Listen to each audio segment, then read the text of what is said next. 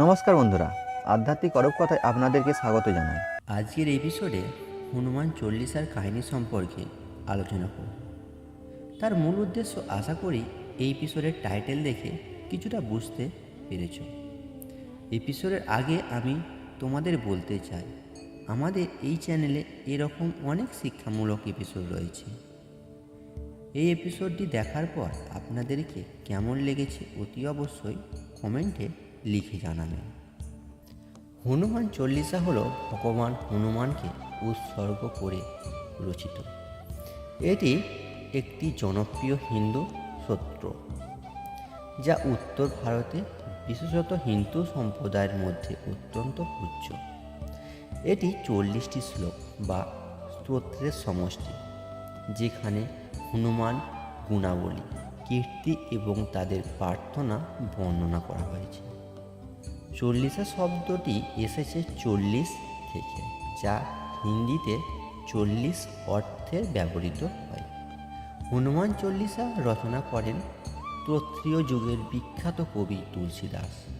তুলসীদাস ছিলেন ভগবান রামের এক নিষ্ঠ ভক্ত এবং তিনি রামচরিতমানস নামক মহাকাব্যের রচনা করেছেন, যা রামায়ণের আধ্যাত্মিক ও ভক্তিমূলক সংস্করণ। তুলসীদাস নিজের জীবনে বহু কঠিন সময়ের হনুমান চল্লিশা রচনা করেন। ভগবান হনুমানের কাছে প্রার্থনা করতেন। কথিত আছে যে তুলসীদাসের জীবনে যখনই কোনো বাধা এসেছে, তিনি হনুমানের চল্লিশা পাঠ করে সেই বাধা দূর করেছেন। হনুমান চল্লিশার 40টি শ্লোকের প্রতিটি শ্লোকই ভগবান হনুমানের গুণ, তার লীলার বর্ণনা এবং তার প্রতি ভক্তির প্রকাশ ঘটনা। এতে হনুমানকে বজরংবলী বা মহাবলী এবং মহাবীর হিসাবে উল্লেখ করা হয়েছে, যা তার শক্তি, সাহসিকতা এবং ভক্তির প্রতীক।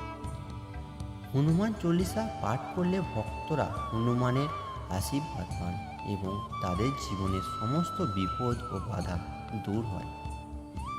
হিন্দুরা বিশ্বাস করতেন হনুমান চল্লিশা পাঠ করলে মনোবল বৃদ্ধি পায় এবং সকল প্রকার অশুভ শক্তি থেকে মুক্ত মেলে।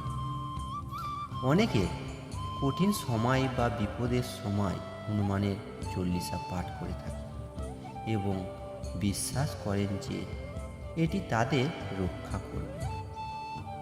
হনুমান চল্লিশা শুধুমাত্র একটি স্তোত্র নয়, এটি ভক্তি ও আধ্যাত্মিকতার এক প্রতীক। এটি ভগবান হনুমানের প্রতি ভক্তির প্রকাশ এবং তার অসীম শক্তি ও দয়ার প্রশংসা। হনুমান চল্লিশার মাধ্যমে ভক্তরা নিজেদের জীবনকে ভগবান হনুমানের প্রতি উৎসর্গ করে পারতেন এবং তাদের আত্মাকে শুদ্ধ করতে পারতেন। হনুমান চল্লিশা হিন্দু ধর্মের একটি অত্যন্ত গুরুত্বপূর্ণ পূজ্য স্তোত্র। এটি ভক্তি, সাহস এবং আধ্যাত্মিকতার একটি চিরন্তন উৎস। ভগবান হনুমানের প্রতি ভক্তির প্রকাশ করার একটি অত্যন্ত গুরুত্বপূর্ণ মাধ্যম, যা আজও কোটি কোটি ভক্তের হৃদয়ে অনুপ্রেরণা জাগ্রত। জয় বজরংবলী। তবে বন্ধুরা, আজকের এপিসোডটি যদি আপনাদেরকে ভালো লেগে থাকে তাহলে অতি অবশ্যই লাইক করবেন এবং শেয়ার করবেন।